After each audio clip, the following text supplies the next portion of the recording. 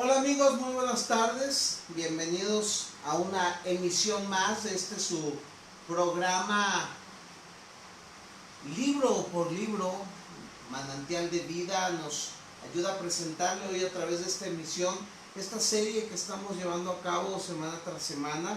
Que hemos empezado desde algunas semanas, en donde ya vimos Génesis, Éxodo, Números, Levítico, Deuteronomio, y ahorita ya estamos, Levítico, Números y Deuteronomio, y ahorita ya la semana pasada consideramos el libro de Josué, y hoy nos encontramos en un libro fascinante, el libro de Jueces. Es un libro muy doloroso a la perspectiva humana, al ojo humano, ya que de alguna manera nos deja ver la caída de una nación, el pecado de una nación, la devastación de un pueblo, el inicio de las consecuencias de la desobediencia de las leyes que Dios le había prescrito al pueblo de Israel. Y bueno, hoy estamos empezando con esta temática que es el libro de los jueces, y vamos a gozarnos. Esperemos que en medida de lo que podamos darles a ustedes el énfasis, el meollo, la esencia de lo que este libro contiene. Recuerden que estamos yendo libro por libro y que no estamos tomando todo lo que realmente contiene el libro, porque considero que en una clase o en una hora, que es lo que tratamos de tardarnos, pues no podríamos abarcar, pero sí estamos tratando de darles como que una esencia, un cuadro panorámico para que ustedes lleven en sus oídos y a sus casas a través de estas redes sociales lo que es el contenido central de cada uno de estos libros que estamos estudiando. Y bueno, hoy no es la excepción. Estamos viendo el libro de Jueces, y pues me presento para los que probablemente sea la primera vez que nos ven a través de este medio. Mi nombre es Delinger Monterrosas y nos congregamos por aquí, por la ciudad de Puebla, o somos de la ciudad de Puebla, y estamos empezando con estos estudios precisamente con el propósito de compartirles, ya sea mucho o poco, y animarlos a que lean la Biblia. Sobre todo es la parte más importante. Estos estudios de a través de la Biblia solamente abren el panorama general de lo que el libro trata. Así que a la hora de ir y aterrizar en las hojas de la Biblia a estos libros y leerlas, podremos tener una comprensión un poco más clara de lo que estamos leyendo. Y bueno, a través de las redes sociales nos puedes encontrar aquí en nuestro canal de Manantial de Vida, en nuestro Facebook. La página es Manantial de Vida. Tú nos puedes encontrar también en el Facebook a través de mi nombre, Delinger Monterrosas. Y también, si usted quiere ver estas programaciones o compartirlas, lo puede hacer también a través de YouTube. Tenemos ahí un canal donde hay algunos videos, no hay muchos, pero estamos empezando a tratar de subir estos y algunos otros pasados. Mi página también ahí, Delinger Monterrosas. Usted puede suscribirse y pues ser partícipe con nosotros de estos estudios que no pasan de una hora, para algunos largos, para algunos cortos. Para nosotros creo que cortos por la extensión de cosas que quisiéramos compartirles. Pero bueno, vamos a tratar de iniciar el libro de Jueces, y para iniciar tenemos que recordar siempre, cada que iniciamos, un poquito de lo que está en el pasado. Y antes de iniciar, recuerden que les hago la invitación de que ustedes puedan compartir con nosotros este momento a través de que usted, si está viendo en vivo, nos haga un mensajito, nos mandas un mensajito, y pues de alguna manera trataremos de estar aquí pendientes en la computadora. Por eso es que ustedes de pronto me verán que me volteo a ver aquí, y más bien es porque quiero estar pendiente de lo que está pasando, por si alguno de ustedes tiene alguna duda, y pues en la capacidad y medida que estamos dando la clase podemos responderlo, lo hacemos. O si no, más adelante, que ya estemos más tranquilos, vemos si usted comenta, hace una pregunta,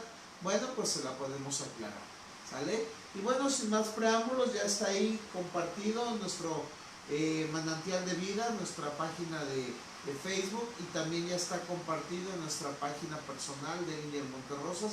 Así que vamos a iniciar. Libro de los Jueces.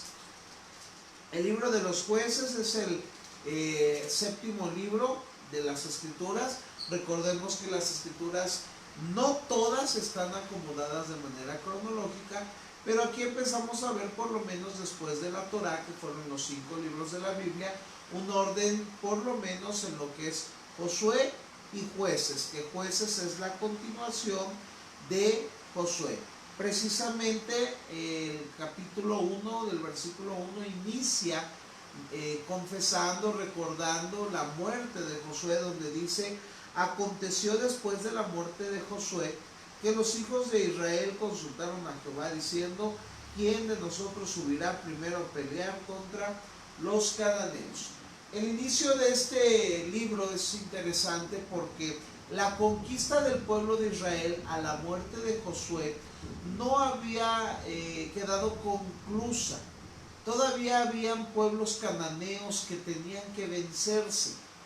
Josué ya había de alguna manera repartido la tierra, pero dentro de esta repartición era obvio y era entendido de que lo que quedara por conquistar era responsabilidad de los líderes de cada una de las tribus y del pueblo de hacer cumplir la promesa de exterminar las naciones internas y echarlas de ahí. Si no eran exterminadas por la guerra, era echarlas de en medio de ellos para que no fuera a afectarles en sus convicciones, en sus vidas, porque ahora ellos ya han recibido la tierra prometida y ahora tienen que cumplir con la promesa que habían hecho en Josué, de cuando él les dice: mi casa y yo serviremos a Jehová, y el pueblo responde: sí, nosotros también serviremos a Jehová.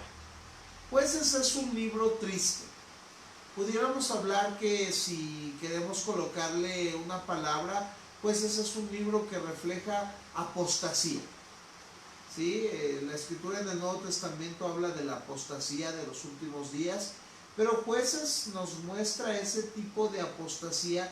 ¿Y qué tiene que ver con ser apóstata?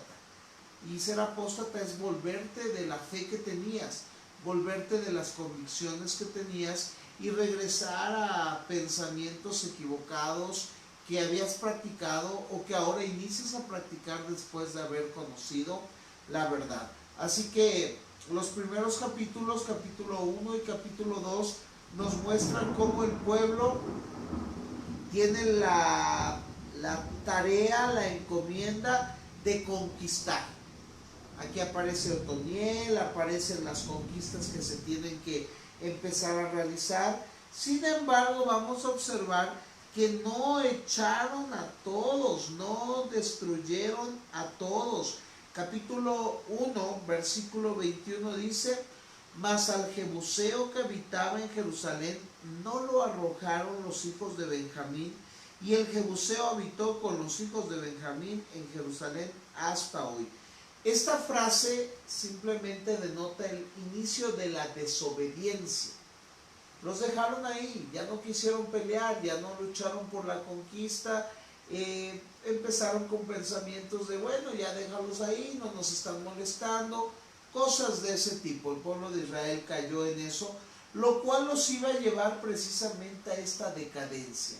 El pueblo de Israel, si algo pudiéramos ver en el libro de Jueces, es el fracaso total del pueblo de Israel, vislumbrado a través de las historias del libro de Jueces.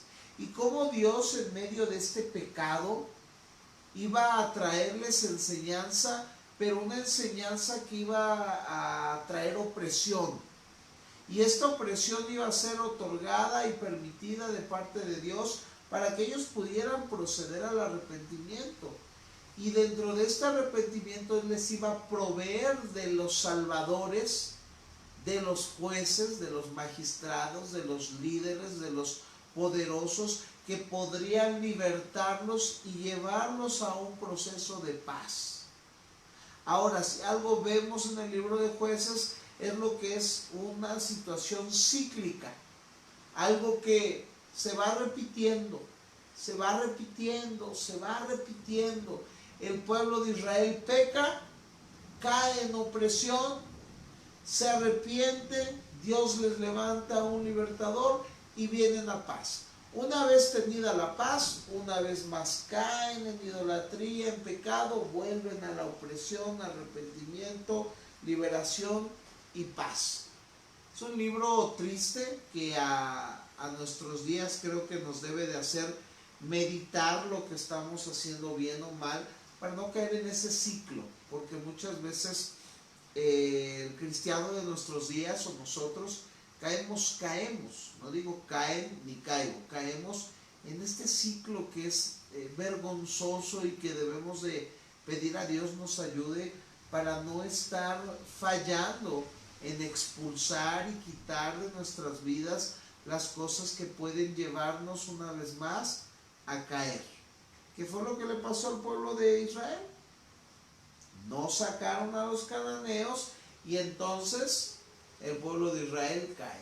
La primera sección, porque pudiéramos dividirlo en tres secciones simples, entre comillas, simples en su manera de observar como un bosquejo, es que vamos a ver que el capítulo 1 y 2 nos muestra precisamente el camino que lleva el pueblo de Israel de haber sido dejados instaurados por Josué a un camino de depresión, de decaimiento, de destrucción moral, espiritual, religiosa dentro del pueblo después de haber recibido los mandamientos.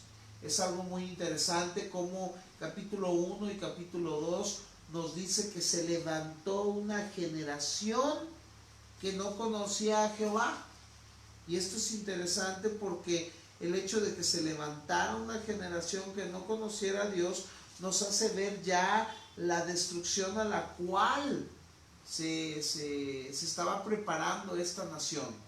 Una destrucción porque estaban en desobediencia. Y eso es importante, quiero hacerlo notar como un simbolismo o una analogía a nuestros tiempos.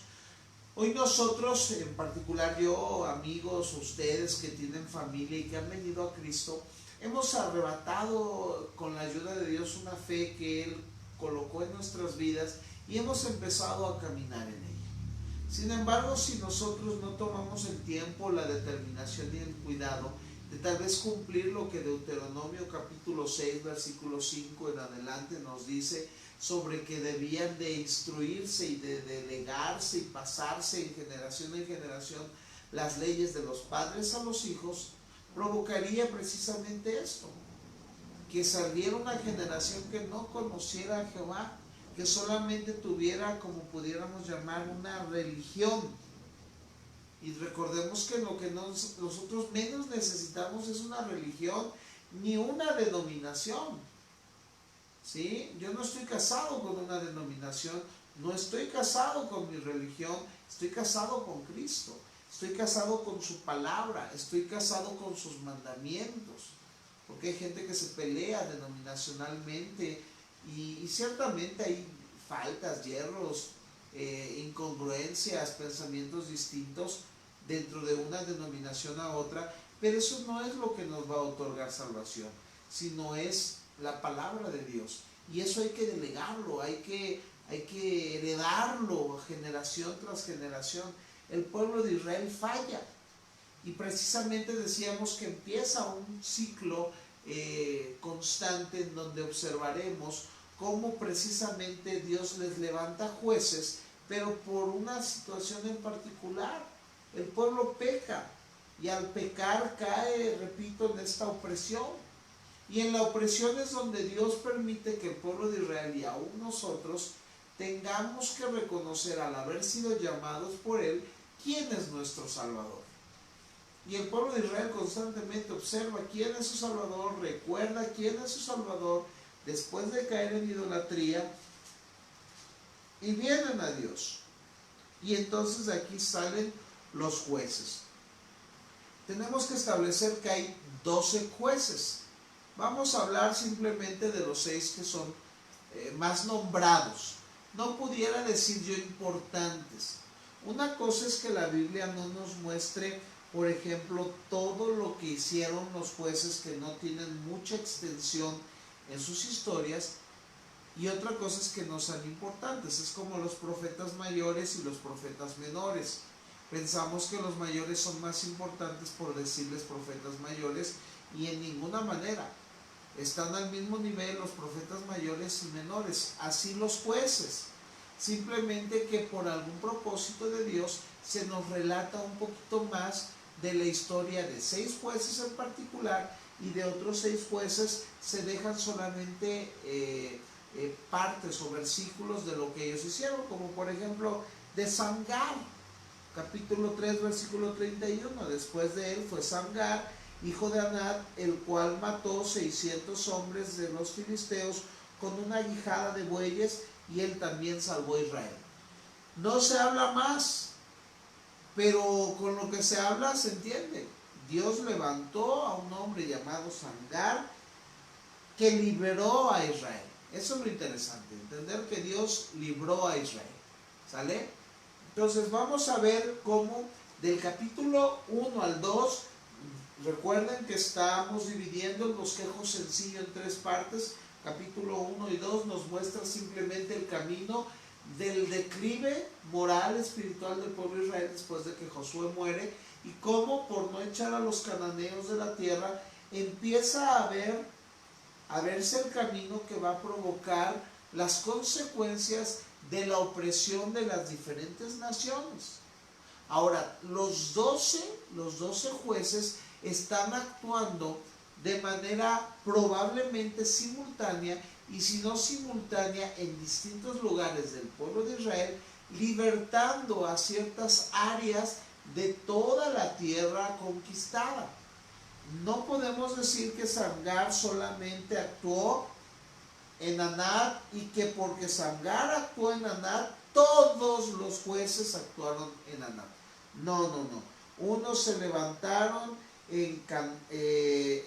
por ejemplo, unos se levantan en Jerusalén, otros se levantan en Anat. Vamos a ver, por ejemplo, aquí que uno de los más conocidos, Gedeón, se levanta de la mano de Madián. Cada uno de los jueces que se levantaron, no se levantaron para librar a Israel de parte solo de los filisteos, y no solamente en el área de Jerusalén, sino que en distintas áreas se levantan los 12 jueces. Eso es interesante entenderlo. Y aquí podemos ir viendo que capítulo 3 al capítulo 16, que es la segunda parte, nos muestra precisamente la corrupción de los jueces de Israel, y cómo van surgiendo los jueces de muy buenos a malos y a peores. ¿Sí? Porque al final de cuentas la intervención humana con el propósito de libertar al pueblo de Israel no significaba que los jueces eran hombres íntegros. Simplemente podemos ir de un extremo a otro. Otoniel se muestra como un hombre íntegro, ¿sí? Pariente de Caleb, que toma a su prima, digamos hija de Caleb, como esposa por conquistar, y se muestra como un hombre íntegro. Pero después observamos a un Sansón, un hombre que también fue usado para libertar al pueblo, pero con una corrupción moral y sexual sin precedentes. Dios usó a los hombres para libertar. En este tiempo observamos cómo hay un declive moral, ético y de todas las partes, pero Dios en su promesa les levanta a alguien para salvarlos, ¿sí?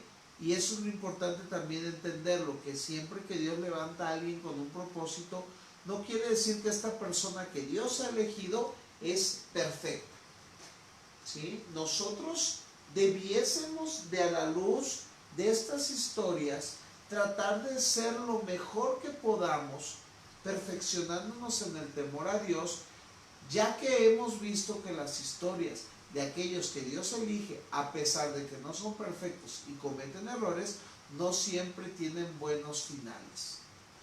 Simplemente Sansón, su final no es nada agradable, porque salva a Israel, pero a costa de su propia vida por los errores que él cometió. Así que esto debiera de librarnos a nosotros en el libro de Jueces a no cometer los mismos errores que se cometieron en el pasado. Vamos a ver que por lo menos el capítulo 3 nos muestra a dos personajes, a Otoniel y a Od, personas buenas que libertan al pueblo de Israel de la opresión. Y después de capítulos 4 y 5 encontramos esta historia fascinante de Débora y Barak, ¿sí? En donde es interesante la historia porque el pueblo estaba hundido en una situación moral y ética y emocional y espiritual tan gravosa que Dios se vale de usar a una mujer para libertar al pueblo, no porque menospreciemos a la mujer, sino para avergonzar al hombre, para darle a ver al hombre que está en juicio y que tiene que levantar a una mujer, porque la situación espiritual y de autoridad del hombre está por los suelos. Nos los deja ver tan claro en base a que Barak, a pesar de ser el llamado a libertar, el hombre no quiere ir solo. Y como un niño que tiene mamitis le dice, si tú no vas conmigo, yo no voy. Y la guerra la termina triunfando una mujer llamada Jael. Aunque Barak hace su trabajo, pero la que mata al rey es Jael. Al que mata al general Sísara es una mujer. Así que la que termina libertando al pueblo de alguna forma es una mujer, lo cual ya hace ver la condición espiritual de el territorio de Israel. Débora, una mujer, pudiéramos decir, íntegra. Barak es el que vemos como juez que no andaba pues muy bien en sus cabales. Y de aquí empezamos a ver ya el capítulo 6 a 9 la historia de Gedeón, ya un hombre que no es tan bueno, un hombre que de alguna manera tiene sus dudas, un hombre que de alguna manera es usado por Dios, pero que su fe está muy, muy decayente, tanto que le tiene que pedir a Dios muestras una y otra vez, ¿sí? Gedeón es llamado, liberta y derrota a los madianitas, dejando una vez más al pueblo de Israel liberado. Y una de las fascinantes historias que tiene que ver con Gedeón es que solamente Dios usa a 300 hombres. Habiendo muchos, Dios elige solamente a usar a 300 hombres con el propósito precisamente de mostrar el poderío o la mano de Dios que estaba presente dentro de esta liberación. Gedeón, un hombre dudoso que al final de cuentas se convierte en un instrumento de parte de Dios, no perfecto, sí, un buen hombre, pero no perfecto, que al final liberta al pueblo. Y como la historia de la película de 300, bueno, aquí también nos encontramos con una muy buena historia donde 300 hombres libertan a un pueblo. Así que vemos al pueblo de Israel aquí. Y bueno, la situación de Israel en todo este libro de Jueces es deplorable, porque al final de cuentas se levantan ídolos. Gedeón es el caso. Por eso dijimos que de bastante buenos pasan a buenos. Gedeón era bueno, pero en el capítulo 8, versículo 27, se muestra una decadencia que ya había en el corazón de los israelitas. Gedeón hizo de ellos un efod, el cual hizo guardar en su ciudad de Ofra, y todo Israel se prostituyó tras ese efod en aquel lugar, y fue tropezadero a Gedeón y a su casa. Un efod se hizo una vestidura como un ídolo, ¿sí? Se hizo una especie de ídolo que hizo y que provocó que su casa y que el pueblo de Israel cayera en idolatría. Jueces nos muestra la constante lucha de parte de Dios en contra de la idolatría, cosa que hasta el día de hoy está presente. Pareciera sonar,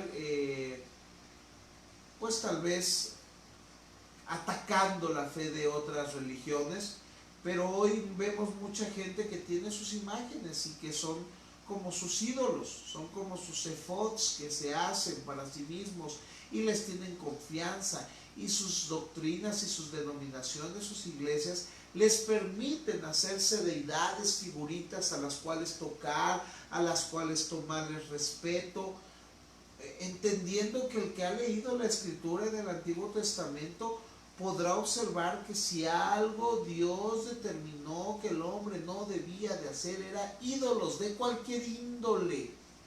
No es que es para recordar a Santo Toribio, es para recordar a San Juditas, es para recordar a la Madre Teresa. No, la Escritura dice, no te harás ningún ídolo.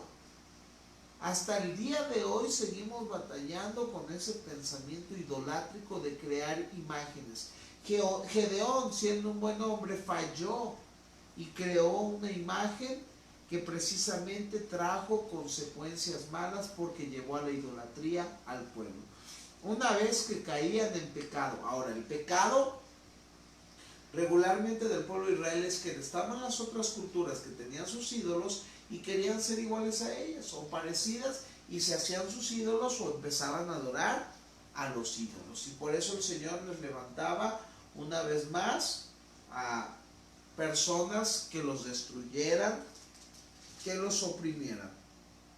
Dentro de aquí estamos, acuérdense que les estoy hablando solamente de 6 jueces, que son los que tienen en su extensión de historia más grandeza. Aquí podemos, se los voy diciendo, Otoniel, Ahod, Débora, Gedeón, y ahorita vamos con Jefté para terminar con Sansón. Jefté ya es de los malos. Jefté es uno de los líderes que llaman la atención porque es un líder que primero es como un rebelde. Es hijo de una mujer prostituta, o no prostituta, pero es como un bastardo, que era rebelde, que era parte de una banda de rebeldes, pero tiene autoridad, tiene poder, tiene enjundia, tiene determinación, y el pueblo de Israel está oprimido, y el pueblo de Israel no observa a otro valiente más que a Jefté, el cual lo llaman precisamente para hacerlo su libertador. Y precisamente Jefté es el siguiente personaje que liberta al pueblo de Israel ahora de los amonitas. Ahod los libró de Eglón, Débora y Barak los libró de Sísara, Gedeón los libera de los madianitas, y ahora Jefté los va a libertar de los amonitas. ¿Sale? Entonces empiezan estos libertadores a ir también vislumbrándose a través del libro de Jueces en una decadencia, como de Otoniel, que conocía de alguna manera al Dios Santo, empiezan a la decadencia hasta llegar a Jefté, que era un hombre sí común y corriente, pero que era como un vándalo, su procedencia no era tan correcta, pero aún así Dios lo usa y destruye a los amonitas. Sin embargo, cuando él llega, uno de sus problemas es que hace un sacrificio y hace una promesa de entregar a su hija. Bueno, no de entregar a su hija, perdonen el error. Dice que el primero que saliera sería como un regalo de parte de Dios. Capítulo 11, versículo 31, 30 dice, 30 y 31. Y Jefté hizo voto a Jehová diciendo: si entregares a los amonitas en mis manos, cualquiera que saliere de las puertas de mi casa a recibirme, cuando regrese victorioso de los amonitas, será de Jehová y lo ofreceré en holocausto. Esto quiere decir, era una ofrenda para Dios, para que la persona sirviera de manera completa, en santidad, en apartamiento a Dios. ¿Y qué creen? Que cuando va llegando la hija virgen, la hija de Jefté, sale a recibir a su papá y dice Jefté, ¿qué hice? Por hablar antes del tiempo, si ni siquiera Dios me había demandado que hiciera ese tipo de promesas, y la hice. Ahora mi hija ya salió y ahora la tengo que ofrecer a Dios, y en holocausto, fíjense, o sea, te la voy a ofrecer quemada. Dios no estaba demandando eso. Dios había demandado animales con un propósito por sus leyes y para cumplir sus leyes, nunca a través de esta forma, y ni siquiera de un humano. ¿Sí? No se ofrecían en holocausto de alguna manera a los humanos, sino que el problema es que Israel ya no conocía el carácter de su Dios. Se había olvidado de los mandamientos, de lo que pedía Dios. Ya no había un orden realmente lógico de las cosas que Dios había demandado en su momento. Y esto provoca precisamente que el pueblo de Israel pues constantemente estuviera en decadencia. ¿Sale? Este es uno de los últimos, Jefté, para que entonces se levante el ya gran y bien conocido Sansón, que algunos, perdónenme el chiste malo, muchos le llaman Sonsón, pero es Sansón, uno de los libertadores, un hombre escogido desde el vientre de su madre, un hombre dado en ofrenda a Dios en un nazareato, un hombre que debía de guardarse de muchas cosas porque había nacido con el propósito de liberar al pueblo, porque éste había clamado por liberación. Dios responde a esta liberación, y Sansón precisamente se coloca como un hombre que iba a libertar al pueblo. Pero algo que vemos en la personalidad de Sansón, que hasta el día de hoy también vemos en muchos que están haciendo y predicando, es que tiene un carácter violento, es arrogante, y aparte de esto es un hombre promiscuo. Y aquí es lo interesante que yo les mencionaba hace rato. Dios elige y usa hombres con propósitos, pero no quiere decir siempre que estos hombres que vayan a hacer algo sean santos o que sean el modelo de carácter que Dios quiere para la humanidad. No, sino lo que Él quiere hacer ver es su fidelidad, en base a que, a pesar de que estos hombres no cumplían los requerimientos de Dios, Dios, tocado en su corazón, mostraba su misericordia a su pueblo necesitado de liberación, y usaba a estos hombres, aún con sus errores, para libertarlos. Pero eso no quiere decir que están bien, y eso tenemos que tenerlo en cuenta, porque al día de hoy no debemos de servir a Dios a la ligera. Esto nos lo mostró, y Sansón no tuvo un buen fin. Tuvo una consecuencia por servir a Dios con una doble vida, con una doble careta, con una hipocresía. Fue lastimado por la mujer o por las mujeres por elegir donde no tenía que elegir. Hoy nosotros también, por querer servir muchas veces antes de tiempo o por ser vistos, estamos en nuestro carácter todavía no bien afirmados, convencidos, y por eso dice a un Timoteo que no un neófito, para que no caiga en lazo del diablo. Porque precisamente cuando viene alguien que todavía su carácter no está bien probado en Dios y se coloca en un liderazgo, cae en situaciones tremendas. Y es el caso de Sansón, que ciertamente liberta al pueblo de Israel, lo liberta, y aún su último episodio de liberación, la escritura nos marca que es donde mata a más personas. Pero no solamente era de matar, era que se deja ver que la desobediencia de parte de Sansón trajo las consecuencias a su vida, porque él tiene que ser muerto en esta liberación, y aparte de haber sido muerto, haber sido ya encarcelado por tiempo atrás, le habían sacado los ojos, había sufrido engaño por causa de la desobediencia. Él sabía que no debía de hacer ciertas cosas, y sin embargo las hacía.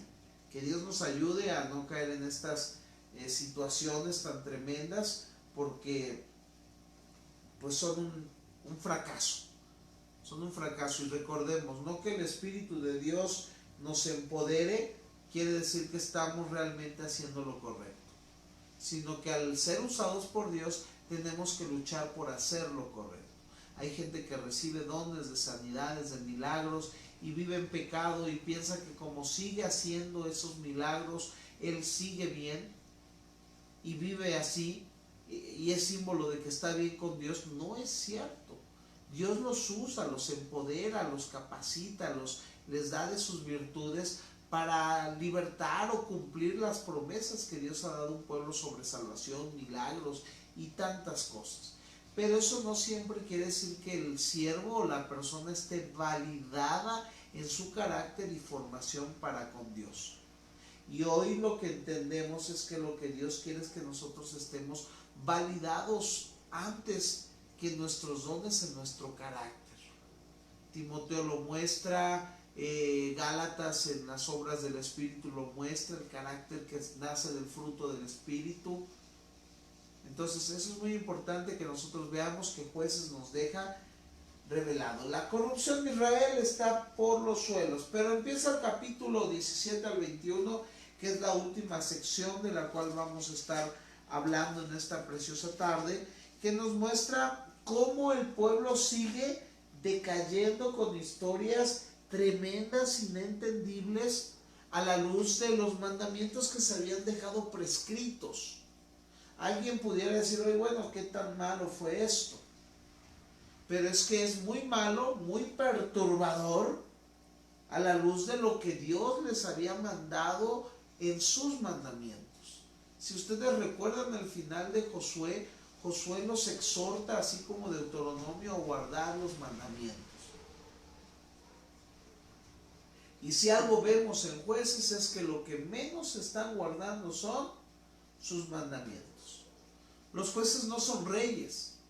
Los jueces simplemente eran hombres usados con el Espíritu de Dios para libertar al pueblo, pero no eran reyes. Y dentro de esta categoría del capítulo 3 al 16 pasan los jueces, pero del 17 al 21 ya nos muestra una decadencia más gravosa, porque ya encontramos una frase interesante que se repite. Capítulo 17, versículo 6 es una de las frases que vamos a ver que se repiten en diversas ocasiones. En aquellos días no había rey en Israel, y fíjense, cada uno hacía lo que bien le parecía. Esta ya es una señal de decadencia. Sí, no había rey porque el pueblo de Israel se había negado a responder a un gobierno o a un reinado teocrático. Ellos habían recibido de mano de Dios la ley, los mandamientos del Rey de Reyes, y ellos decidieron no obedecer al rey. Así que a la falta de rey teocrático, el pueblo tampoco tiene un rey personal, lo cual nos va a ir mostrando la dirección al nacimiento también de David. Sí, de Saúl como el primer rey, pero de David colocado como el rey prometido para Israel, para que pusiera orden. Porque si algo estaba aconteciendo aquí es que cada uno hacía lo que bien le parecía. Y es lo que creo que hoy está pasando en nuestros días. Cada quien hace lo que quiere y lo que bien le parece. La historia de Micaía es una historia interesante, porque este hombre determina robarle un dinero a su mamá. Cuando oye que su mamá maldice al que robó el dinero en nombre de Jehová, el hijo, al oír la maldición, le dice, ay mamita, no maldigas, aquí está el dinero, yo lo tenía.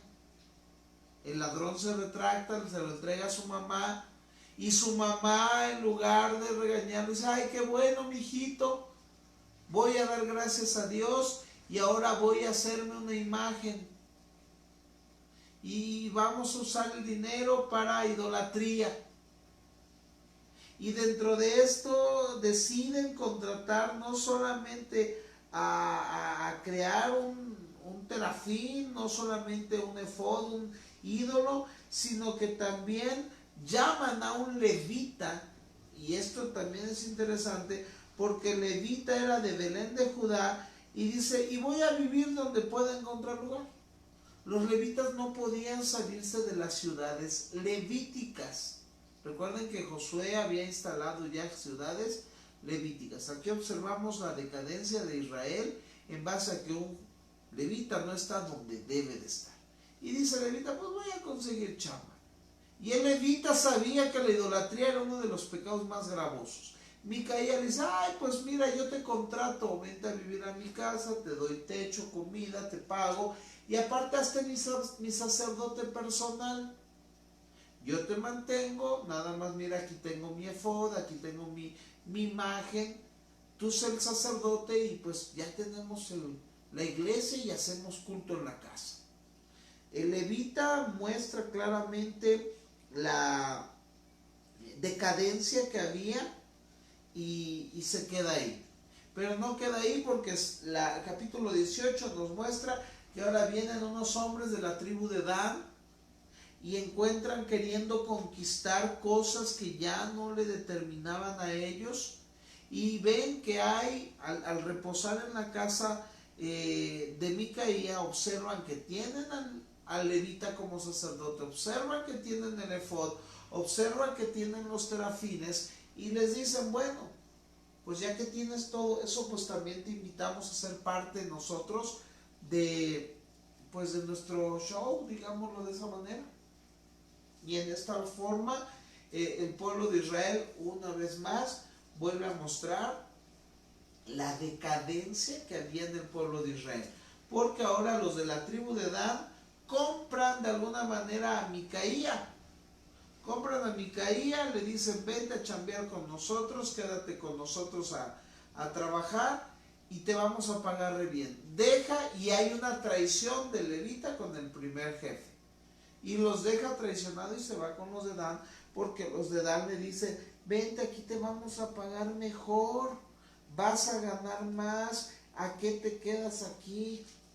Y viene la traición y se van. Fíjese ahí todo el capítulo 18, usted si lo gusta leer, acuérdense que lo importante es leer. Aquí estamos dando solamente una información muy por encima de lo que está pasando en el libro. La cosa es leerlo.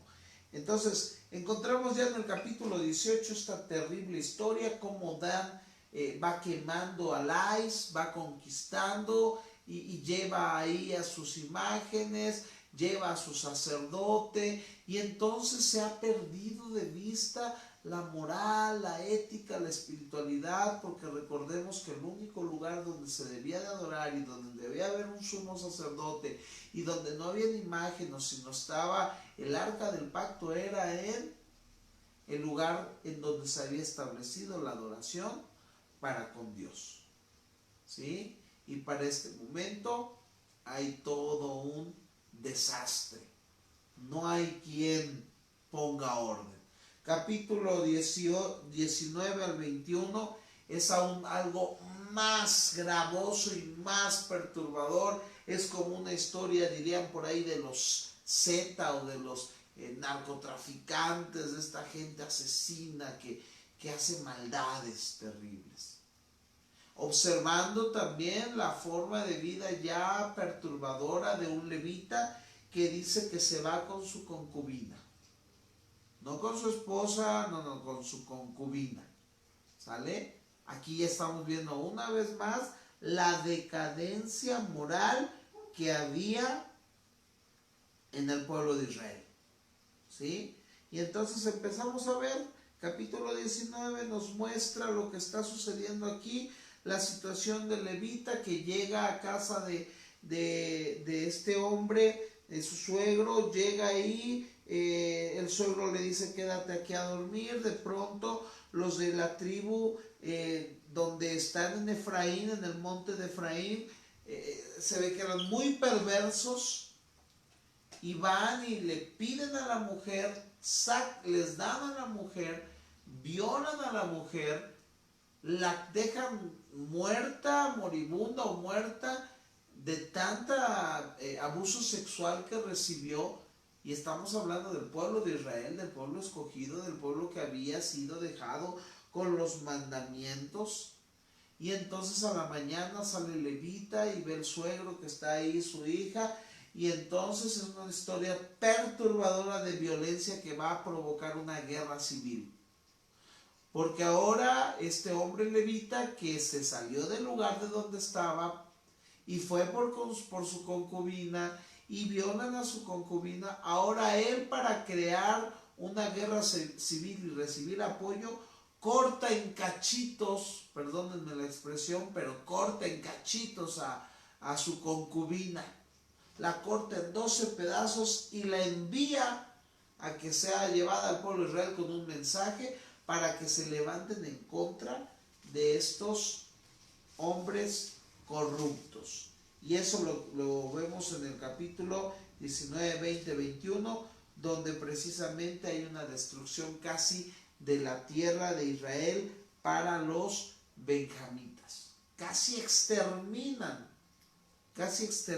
por esta situación a los benjamitas, ¿sí? Aunque todavía se preserva, porque bueno, hacen todo un show de que ahora, bueno, dijimos que no podían tomar a nuestras mujeres, pero bueno, si ustedes vienen en la noche y en la fiesta y se desaparecen nuestras hijas, pues vamos a hacer como que no vimos. Toda una corrupción. Me encantaría a ustedes que lo pudieran leer en sus casas, pero sí enfatiza mucho en el hecho de que en estos días no había rey en Israel. De hecho, el libro termina con esa frase en el capítulo 21, versículo 25, dice: en esos días no había rey en Israel y cada uno hacía lo que bien le parecía. Libro de Jueces es una historia de fracaso tras fracaso. Hay mucho que decir del libro de los Jueces. Creo que esto es lo más específico que pudiéramos verlo y recordar la estructura más o menos del libro. Pero sí es triste la historia, es ver a un Israel apóstata, un Israel en decadencia, un Israel que Josué dejó de alguna manera organizado, que Moisés dejó organizado, que Otoniel aún estaba tratando de llevar, ¿sí? Pero encontramos ahí que hay una corrupción y en medio de todo se encuentra Fines, el hijo de Eleazar, el sacerdote Eleazar. Fines se encuentra ahí metiendo la cuchara, pero observando que aún él como sacerdote había perdido las riendas de la situación, o el pueblo simplemente se había pervertido. ¿Sale? Entonces es una historia triste, el fracaso total de Israel. Voy a hacer, para terminar, el recuento de los daños o una recapitulación del bosquejo sencillo que hicimos. Capítulo 1 y 2 nos muestra la preparación de la explicación que se nos da de cómo se va preparando el pueblo para el declive, al no echar a los cananeos del pueblo. Y empieza este ciclo constante de los 12 jueces. Mencioné 6, pero son 12 jueces, ¿sale? Y en este ciclo empezamos a ver que Israel peca, Israel cae en opresión como castigo de parte de Dios. Dios espera el arrepentimiento. Al haber arrepentimiento, Dios les levanta un libertador, un hombre o un juez, y de ahí vienen tiempos de paz. Y de ahí vuelve otra vez, como viene la paz, viene el pecado, ¿sale? Eso es lo que trata capítulo 1 y 2, de abrir esta observancia al ciclo que se va a generar del capítulo 3 al 16, donde aparecen los 12 jueces, los 12 gobernantes o libertadores del pueblo de Israel en esta etapa tan apóstata, tan deplorable. Y de ahí terminamos con el capítulo 17 al 21, que nos muestra ya una decadencia total, en donde dice la escritura, recuerden la frase para poder describir este tercer punto del bosquejo del libro, es: en aquellos días no había rey en Israel y cada uno hacía lo que bien le parecía. Capítulo 17 y 21 nos muestran dos historias, la de Micaía, el sacerdote, con su estatua, y la tribu de Dan robándola, y luego el capítulo del 19 al 21 nos muestra la historia de el levita con su concubina, cómo es asesinada a través de la violación de muchos hombres, y esta es cortada y repartida en el pueblo para que se levantara una guerra civil en contra de estos asesinos, que después terminan ayudando, haciéndose los de la vista gorda de que se robaron a las mujeres, para que el pueblo, o para que esta tribu no terminara, la tribu benjamita no terminara sin nada. Así que pues este es el libro de Jueces, mis amados hermanos, un libro interesante, bonito, que esperemos que quede para su gusto y que a la hora de que lo lea usted pueda ir entendiendo cómo este libro nos habla del fracaso. ¿Sí? Ya que hay una progresión de pensamiento, porque Jueces nos prepara para poder abrir los libros que seguimos, que es Ruth, que va a preparar la vida de David, y que en medio de la vida de Ruth también vamos a ver que inicia el libro de Ruth, que también no habían gobernadores ni jueces en ese tiempo. ¿Sí? Y cada quien hacía, como decía el libro de Jueces, lo que se le da la gana para abrir las puertas a Samuel, donde ya Dios prepara el corazón de un hombre llamado David para hacerse uno de los reyes, o el rey conforme al corazón de Dios. Pero eso lo veremos la siguiente semana, donde estaremos escudriñando el libro de Ruth, que nos muestra la preparación de la venida de este hombre llamado David, a través de Isaí, a través de Boz, a través de Ruth, y cómo la historia Dios la va empalmando para mostrar una progresión que nos va a llevar hasta el Mesías. Bueno, mis hermanos, pues es un gusto, el tiempo se nos ha acabado. Saludos a mi hermano Moisés en Jaltipan, saludo aquí a Sandel Dren, no recuerdo quién sea, pero un saludo para mi hermano o hermana que nos está viendo, no recuerdo por el nombre, pero de que lo conozco, lo conozco.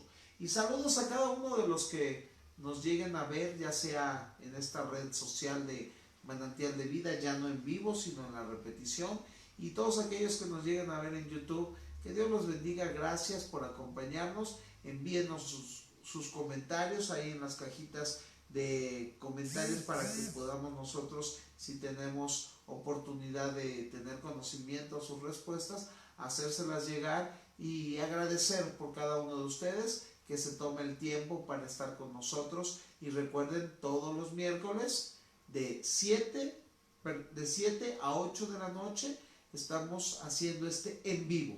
Si usted no lo logra ver en vivo, bueno, hermano, ahí está, queda guardado en las redes sociales, puede repetirlo y compartirlo.